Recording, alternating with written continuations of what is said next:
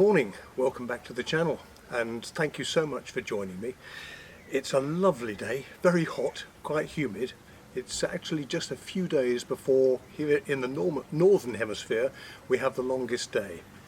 So we're well into June, and it's really too hot to go out and photograph wildlife because most of it will be asleep. So here we are doing another gear talk. Last time I was talking about the long-range lenses using the 70 to 200 with a 2x teleconverter, and also the f-mount 200 to 500 lens on the Nikon Z9 for wildlife. Today what I want to talk about is more to do with what I'll call the general lenses that really work within the 24 to 200 millimeter range. I use full frame, so I've got two cameras here. My Z9, which is now my main camera, and one I've had now for 18 months, which is the Z9. Sorry, what am I talking about? This is the Z7 II, which is a great little camera, and very, very happy with it. So, yeah, it still gets quite a bit of use alongside the Z9. Now, when I was using DSLRs, I bought the holy trinity of the 24 to 70 f2.8 and the 70 to 200 f2.8. I also had the super wide angle, but actually all of these lenses were Tamron, not Nikon lenses, and I have to say they performed very, very well. But when I decided to switch to the mirrorless system, I decided to go with the Nikon Z range of lenses. I knew it would be a big investment, but I felt that it was worth it because, quite frankly, they should last me a long, long time. So I bought the Z 24 to 70 f2.8 lens, and I have to say it is a very, very good lens. Absolutely no complaints about that one whatsoever.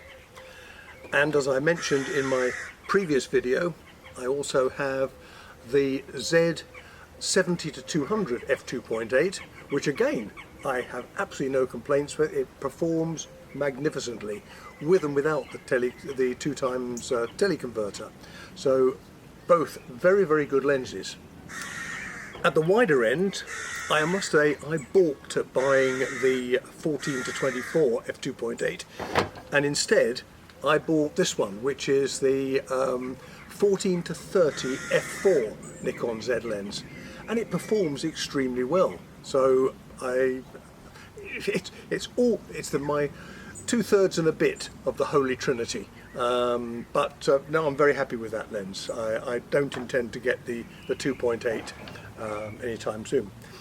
But we're now coming into holiday season, and I'm going off abroad in a few weeks' time. In fact, we have a couple of holidays booked this summer and another one for next year. And I don't really want to be lugging the Z9 heavy 2.8 lenses around on the aircraft or on my holiday, and also, of course, they are fairly expensive, so I don't want to risk those lenses. So the question was what to do, and what I did was a few days ago I bought this lens, which is the Nikon Z 24 to 200, which has the variable aperture of f4 at the 24mm range up to f6.3 at the 200mm lens. And I thought, okay, it's not very expensive, it's a fairly lightweight lens, it does that when you want to zoom out, but together with the Z7 II, that gives me a very nice lightweight, all-purpose, all-round holiday lens. But then I was interested to see how that performs in comparison to its more expensive siblings, the 2.8 lenses. So a couple of nights ago I went out down to Brighton seafront and I took these two cameras and the 3 lenses with me. So on my Z7 II I had the new 24-200 lens, and on my Z9 I took the two 2.8 lenses, the 24-70 and the 70-200.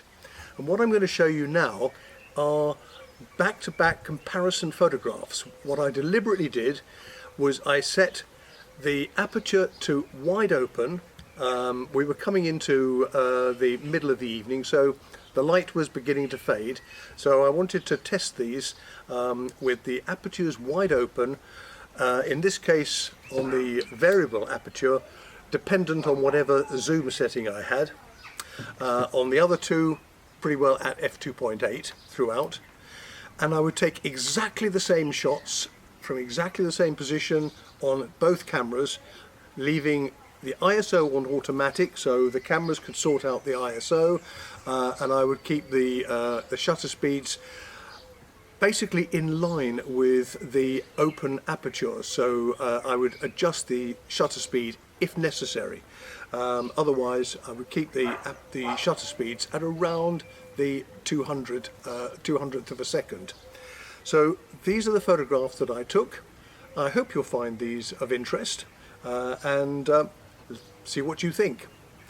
I have also put these photographs side by side in a gallery on my SmugMug site, where you can look at them in more detail than you'll probably see on the video, and you can also pull up the EXIF information. There's a little icon to the upper left of each photograph, a little eye in a circle.